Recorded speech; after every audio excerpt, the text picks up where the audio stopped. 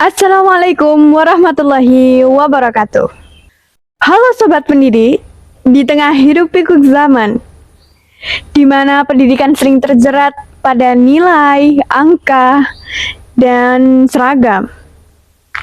Kali ini, marilah kita menengok ke belakang, di mana pendidikan masih memanusiakan manusia, dan seorang pendidik bukan hanya pengajar, tapi juga pembimbing jiwa. Ia tidak berteriak, tapi namanya menggema sampai saat ini. Ialah Ki Hajar Dewantara, seorang pemikir, pejuang, juga seorang pendidik.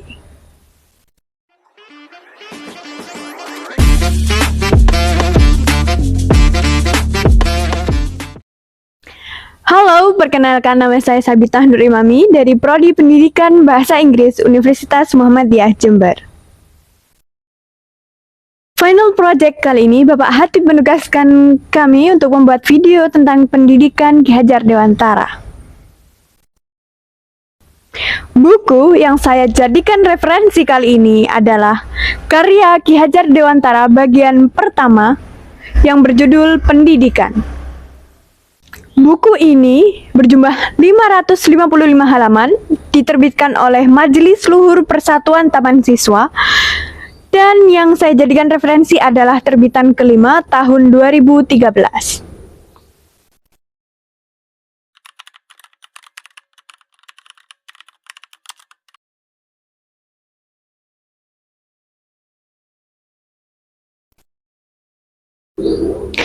Apa gunanya pendidikan jika tidak memperkuat rasa kebangsaan? Adalah pertanyaan yang Ki Hajar Dewantara tuliskan pada bab pertama. Pertanyaan ini jelas menolak sistem pembelajaran kolonial Belanda pada zaman itu. Sistem di mana sekolah-sekolah melahirkan pekerja-pekerja rendahan, bukan seorang pelajar yang merdeka. Dari situlah terbit Trisentra Pendidikan. Yang pertama keluarga, sekolah, dan lingkungan. Ki Hajar mencetuskan semboyan Taman Siswa yang sangat kita kenal. Ing ngarsa sung tulodo, ing madya manungkarsa dan tuturi handayani. Di depan menjadi teladan, di samping memberikan semangat dan di belakang menjadi pendorong. Itulah hakikat seorang pendidik yang disampaikan oleh Ki Hajar Dewantara. Ki Hajar Dewantara menyelaraskan pendidikan lokal di tengah tekanan global, bukan menghapuskan, tetapi menyelaraskan. Itulah konsep konsentrisitas yang ada pada Trikon Ki Hajar Dewantara. Tanggal 3 Juli 1922, Ki Hajar mendirikan Lembaga Pendidikan Taman Siswa di Yogyakarta. Sejak saat itu, Suwardi Suryaningrat memakai nama Ki Hajar Dewantara. Anak-anak dari semua kalangan, baik ningrat maupun rakyat biasa, bisa bersekolah di Taman Siswa. Perguruan ini memiliki semboyan Ing ngarso sung tulodo, Ing madyo mangunkarso, tuturi handayani. Artinya, di depan memberi contoh, di tengah membangun semangat, dan di belakang memberi dorongan. Prinsip ini berlaku untuk semua pamong atau guru dan murid di Taman Siswa. Setelah Indonesia merdeka, Presiden Soekarno mengangkat Ki Hajar sebagai Menteri Pendidikan pertama. Semboyan Tuturi Handayani pun hingga kini tetap dipakai dalam dunia pendidikan Indonesia.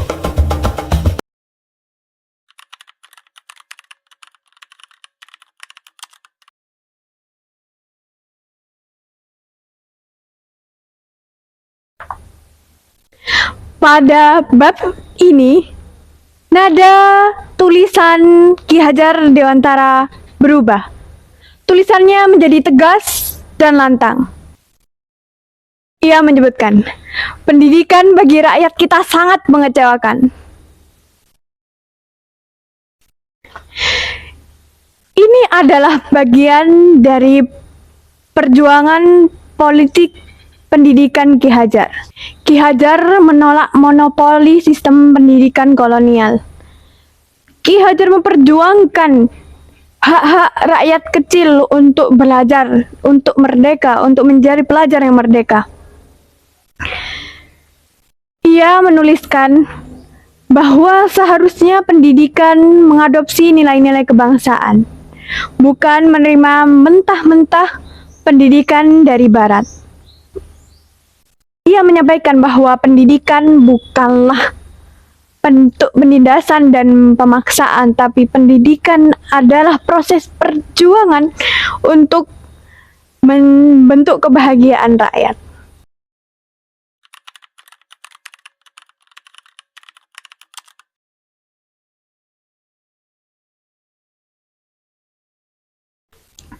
Di bab ini, Ki Hajar mengajak kita untuk menunduk sejenak, melihat wajah anak-anak yang matanya masih jernih, pikirannya masih polos. Menurut Ki Hajar, pendidikan bagi anak-anak bukan yang harus duduk berjam-jam dan mendengarkan gurunya berbicara sampai bosan. Tapi pendidikan bagi anak-anak adalah menumbuhkan kemauan dan menumbuhkan semangatnya. Ki Hajar sangat menentang pembelajaran yang kaku dan tidak membuat anak merasa senang dan terpacu keinginannya untuk terus belajar. Beliau sangat terinspirasi dari model pendidikan Montessori dan Froebel, tapi tidak menerima mentah-mentah dan menyalinnya langsung, tapi menyesuaikan juga dengan kebutuhan anak-anak di Indonesia. Baginya, alam adalah tempat belajar bagi anak-anak dan gembira adalah metode yang paling efektif. Pendidikan sifatnya hanya menuntun bertumbuh kembangnya kekuatan-kekuatan kodrati yang dimiliki anak ke arah yang lebih baik. Dengan semboyan Tutwuri Handayani, Ki Hajar Dewantara menekankan bahwa pengajaran harus memberi pengetahuan yang berfaedah, lahir dan batin kepada anak, sekaligus dapat memerdekakan diri.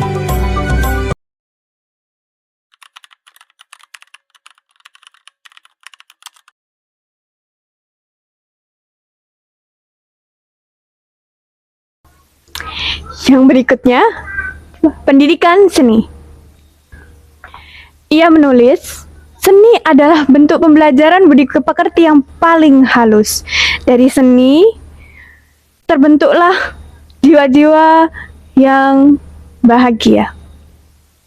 Bayangkan saja jika anak-anak diajarkan menari, belajar sambil menyanyi, tapi tidak ditekankan untuk ikut lomba, benar-benar murni karena mereka senang dan mereka bahagia dengan aktivitas tersebut, maka anak-anak dapat belajar tanpa adanya paksaan, tanpa adanya tekanan, dan mereka belajar dengan hati yang gembira. Dengan demikian, anak-anak akan tumbuh dengan hati yang lembut, tidak kasar, dan tidak mudah pemarah.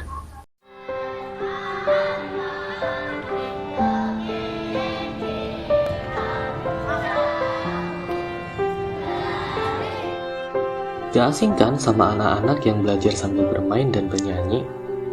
Ini tuh metode sari suara, metode yang diciptain oleh Ki Hajar Dewantara.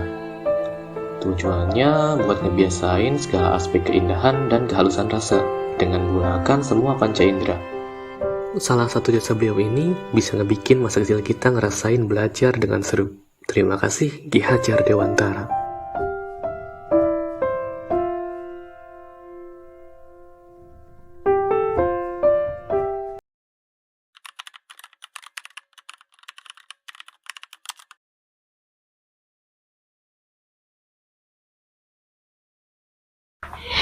Ki Hajar juga menyebutkan keluarga adalah pondasi utama sebuah pendidikan, di mana sekolah pertama anak adalah keluarganya. Keluarga yang harmonis akan membentuk anak yang akan memberikan pengajaran yang baik dan pembelajaran yang menyenangkan bagi anaknya. Sebaliknya, keluarga yang tidak harmonis, penuh dengan kecaman, ancaman, dan pertengkaran akan membuat anak tidak memiliki minat bakat untuk belajar dan akan meniru perilaku yang ada di keluarganya tersebut. Seperti contohnya, jika ada dua bayi dengan orang tua yang berbeda, jika bayi yang satu sering diberi kasih sayang dan pengajaran yang membahagiakan, maka bayi tersebut akan tumbuh menjadi sosok yang halus dan membahagiakan pula.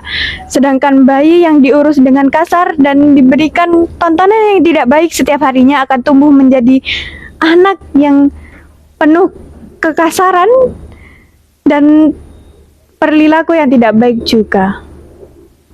Oleh karena itu, pendidikan yang paling utama dan pertama adalah pendidikan dari keluarga.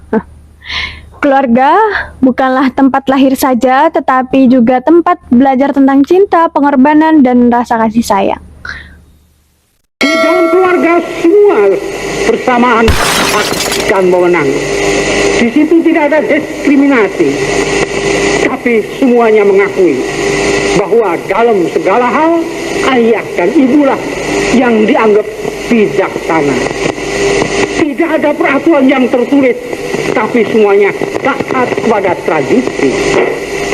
Inilah suatu keadaan yang belum pernah diuraikan pada waktu itu. Karenanya kita mengadakan tradisi keluarga. Lain daripada itu, dengan adanya keluarga itu, kita menghilangkan juga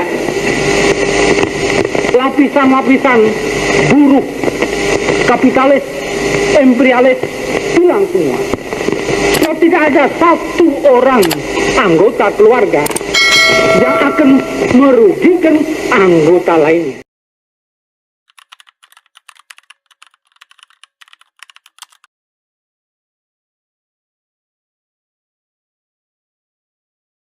Pada bab ini, Ki Hajar membahas mengenai psikologi pendidikan. Jauh sebelum kata psikologi ini tren, Ki Hajar sudah membahasnya di bukunya, di buku ini. Katanya, ada yang dinamakan penurunan minat belajar. Tetapi semua masalah-masalah kejiwaan atau masalah psikologi yang tumbuh pada proses pembelajaran tentu memiliki penyelesaian sesuai dengan kebutuhan masing-masing peserta didik. Maka dari itu, seorang pendidik perlu mempelajari subjek pendidikan yang mereka minati. Guru juga harus mempelajari tentang psikologi pendidikan anak agar guru tahu bagaimana cara mengelola emosi anak, menentukan pembelajaran yang sesuai dengan kondisi emosional anak pada saat itu.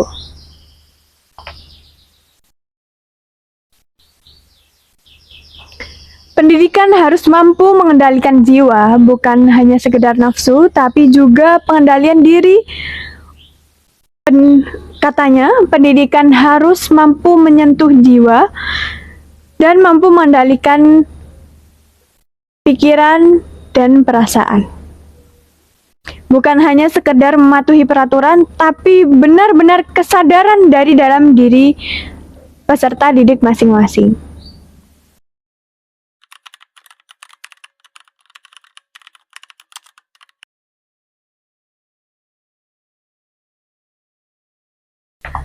Di bab ini sangat relevan dengan era medsos. Dituliskan di buku ini bagaimana adab harus mengiringi dan berada bersamaan dengan ilmu. Jika ada pendidikan yang tidak mengajarkan keberadaban, yang tidak mengajarkan cara bagaimana menjadi manusia yang beradab, maka pendidikan ini hanya semata-mata menumbuhkan pelajar saja, bukan seorang pendidik. Dari sini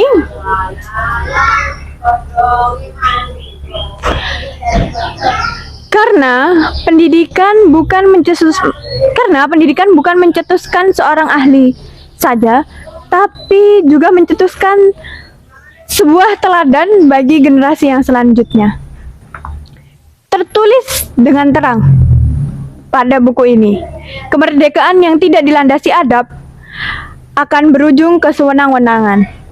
Begitulah yang terjadi pada dunia saat ini. Banyak orang yang memiliki pendidikan yang tinggi, tetapi tidak memiliki adab yang baik. Maka terjadilah kesewenang-wenangan pada orang-orang yang berada pada tingkat atas.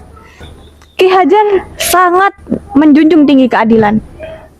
Ia sangat menolak kesewenang-wenangan yang ada dimanapun. Di dunia pendidikan, apalagi.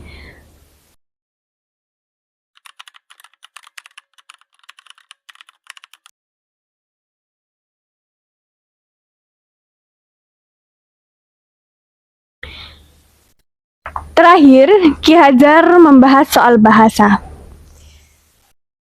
Bahasa Indonesia dijadikan bahasa persatuan agar mudah bagi rakyat yang ada di Indonesia untuk saling berkomunikasi, tetapi juga tidak menghilangkan bahasa ibu. Bahasa ibu adalah cara berpikir. Apabila kehilangan bahasa ibu, maka kita juga kehilangan cara berpikir. Bahasa juga mencerminkan watak. Maka dari itu, pembelajaran bahasa bukan hanya pembelajaran kata, tapi juga pembelajaran karakter. Nah, sobat, selesai sudah 8 bab yang saya bahas dari buku karya Ki Hajar Dewantara tentang pendidikan. Oleh karena itu, semua yang telah tersampaikan bukan hanya teori saja, tetapi juga pembelajaran bagi kita semua agar dapat terbentuk pendidikan yang merdeka, lahir, dan batin. Ki Hajar juga menyebutkan bahwa anak adalah kertas putih, sama dengan peserta didik. Apabila kita menuliskan dan menyoretkan sesuatu yang salah, maka akan sulit terhapuskan. Dan tulisan tersebut akan tertinggal jejaknya di kertas itu selamanya.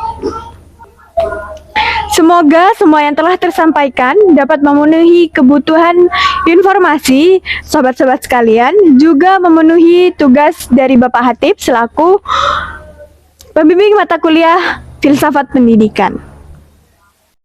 Semoga kita semua bisa menjadi pendidik yang sesuai dengan masa, kondisi, dan hakikat pendidik yang sebenarnya. Juga kita dapat menjadi peserta didik yang mampu terus meningkat rasa ingin belajarnya terus sampai akhir hayat nanti. Baik, terima kasih telah menonton. Sampai jumpa di video selanjutnya dengan mata kuliah yang lain. Semoga bermanfaat. Assalamualaikum warahmatullahi wabarakatuh.